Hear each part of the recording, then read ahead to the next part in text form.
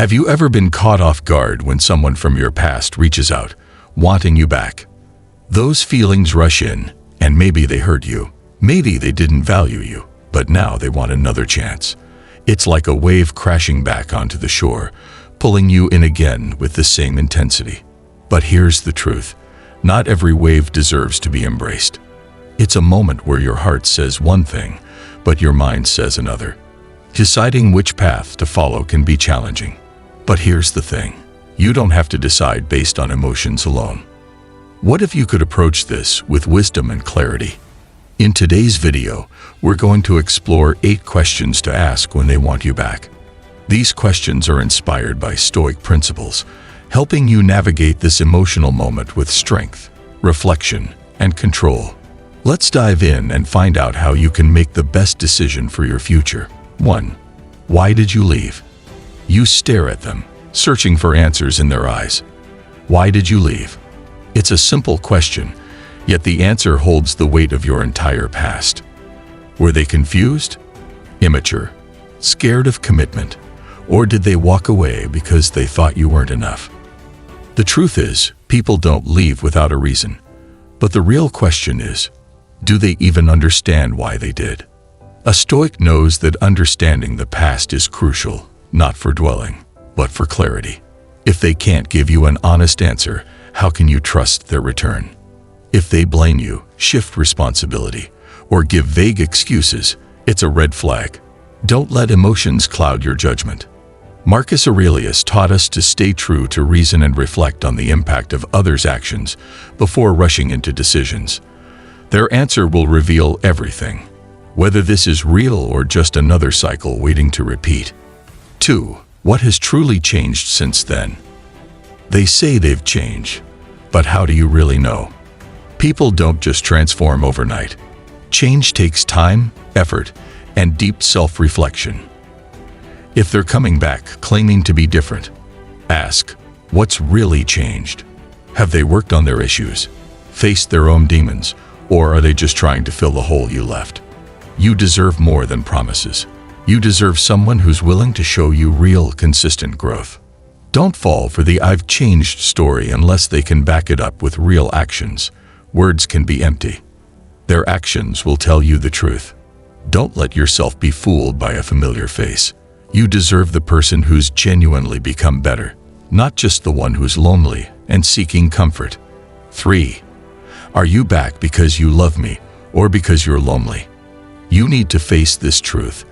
Are they coming back because they genuinely love you, or are they just lonely? There's a huge difference. If they're coming back just because they miss the feeling of being with you, of being comforted, that's not love. That's attachment. Stoicism teaches us that love is not about need. It's about respect, understanding, and support. If they're coming back because they can't handle the loneliness, then that's not real love. You deserve more. You deserve someone who's coming back because they want to build a future with you, not because you're a temporary solution to their own struggles. Remember, the Stoic perspective teaches us to act from a place of clarity, not emotional desperation. True love doesn't stem from loneliness. It stems from a deep appreciation for another person's worth. If their love isn't rooted in genuine affection, it's a hollow foundation that may not last. 4. What do you expect from me now? They want you back, but at what cost? Are they expecting things to magically return to the way they were? Do they want your love, your time, your forgiveness, but without effort? This question forces them to confront reality. Love isn't just words, it's actions. A Stoic does not get trapped in illusions. Expectations must be clear. If they want a second chance, they must prove it. They must respect your boundaries, acknowledge their past mistakes, and work towards something better. Understand that respect and boundaries are essential for true healing. Without them, the relationship cannot grow. If their expectations are selfish, if they just want comfort, attention, or an easy way out of loneliness, you'll see it in their response. And remember, you are not responsible for filling their emptiness. Ask them this, and watch carefully. Their answer will show you whether they value you or just the idea of you? 5. How do you plan to rebuild my trust? Trust is fragile, and once broken, it's challenging to repair. How are they going to mend the trust that they destroyed? This is a critical question. In Stoic philosophy, we believe that trust must be earned, not demanded. Trust isn't rebuilt through words, but through consistent, transparent actions. If their answer is vague or lacks concrete steps, it's a sign they haven't given this process the serious thought it deserves. Marcus Aurelius emphasized the importance of reflection and understanding before taking action. Trust is built by showing, through actions, that someone has learned from their mistakes and is committed to change. Without this effort, rebuilding trust is impossible. A Stoic takes responsibility for their actions, and so should they. If they can't do that, it's a clear sign that their return isn't about true healing. 6. What will you do when things get hard again? Relationships aren't always easy. Things will get hard again. And when they do, will they stick around this time? Or will they bail out like they did before? This is where the real test lies. If they're truly committed, they'll face challenges with you, not against you. They will support you during difficult times. So ask them, what will you do when things get hard again? Stoicism teaches us to prepare for difficulties, to expect them and embrace them.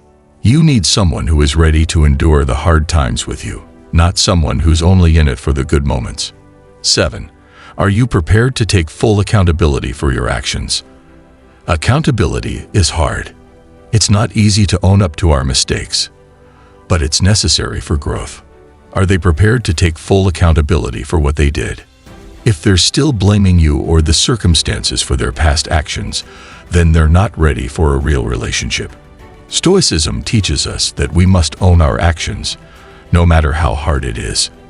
If they can't step up and take responsibility for what went wrong, it's a clear sign that they haven't learned from their past mistakes.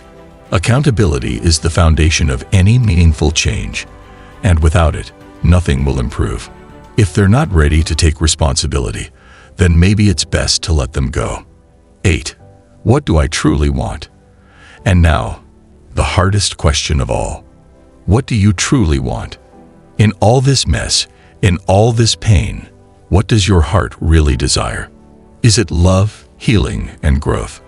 Or is it comfort, fear of being alone, or the idea of having someone there just for the sake of it? You must confront the reality of who you are. Stoicism teaches us that our peace comes from within, not from another person. So ask yourself, do I want them back because it's truly what's best for me, or am I just afraid of the unknown? You deserve a life of peace, not a life of regret. Trust yourself, trust your growth, and trust that you have the strength to make the right decision. Final thoughts. At the end of the day, words are meaningless without action. If they truly change, they won't just say it, they'll prove it. But remember this, you are not the same person they left. You've grown, you've learned, and now you hold the power. A Stoic never clings to the past, nor fears the future. So ask the right questions, listen carefully, and then decide, not with your heart alone, but with wisdom. If you found these questions helpful, make sure to like, share, and subscribe to the Stoic Guide for more insights into personal growth and relationships. Remember, your path to happiness and peace is in your hands. Stay wise, stay strong. Thanks for watching.